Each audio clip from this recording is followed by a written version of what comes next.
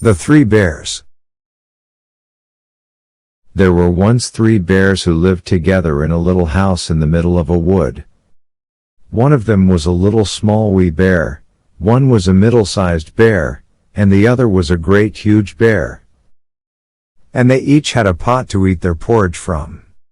A little pot for the little small wee bear, a middle-sized pot for the middle-sized bear, and a great big pot for the great huge bear. And they each had a chair to sit on, a little chair for the little small wee bear, a middle-sized chair for the middle-sized bear, and a great big chair for the great huge bear.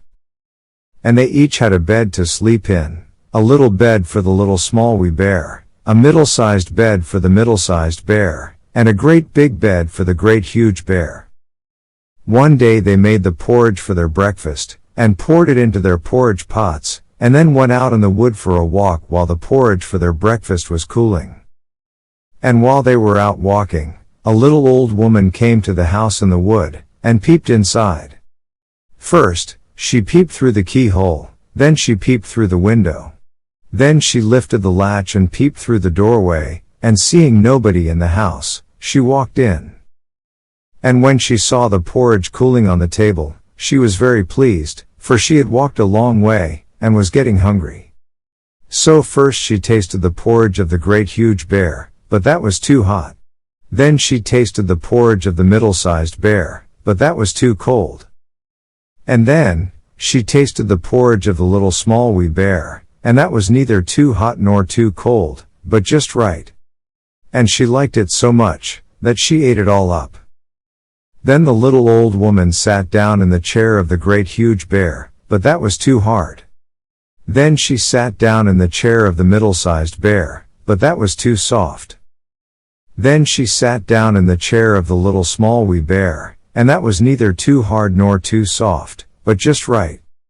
And she liked it so much, that she sat in it, until suddenly the bottom came out, and she fell down plump, upon the ground. Then the little old woman went upstairs into the bedroom, where the 3 bears slept. And first she lay down on the bed of the great huge bear, but that was too high at the head for her.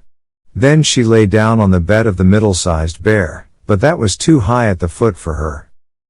So then she lay down on the bed of the little small wee bear, and that was neither too high at the head nor too high at the foot, but just right. And she liked it so much, that she covered herself up and lay there till she fell fast asleep.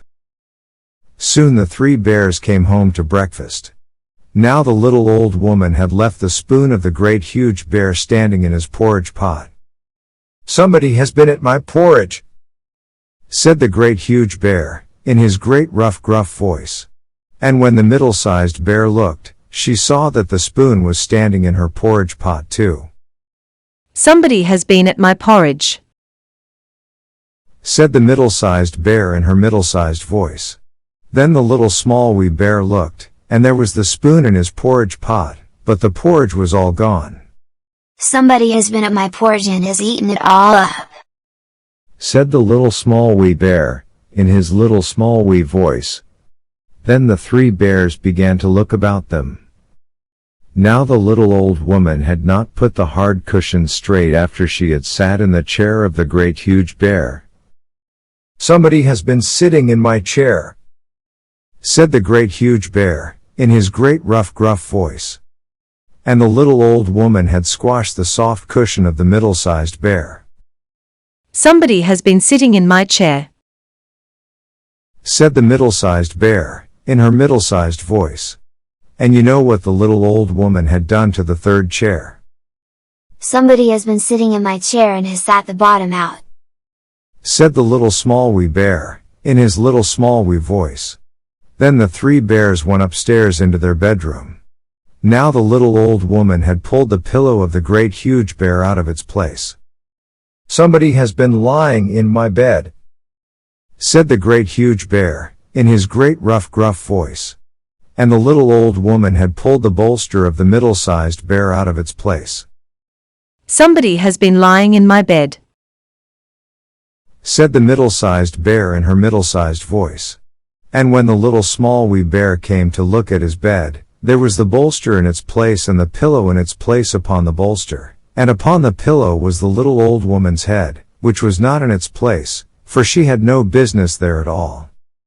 Somebody has been lying in my bed, and here she is!" cried the little small wee bear in his little small wee voice.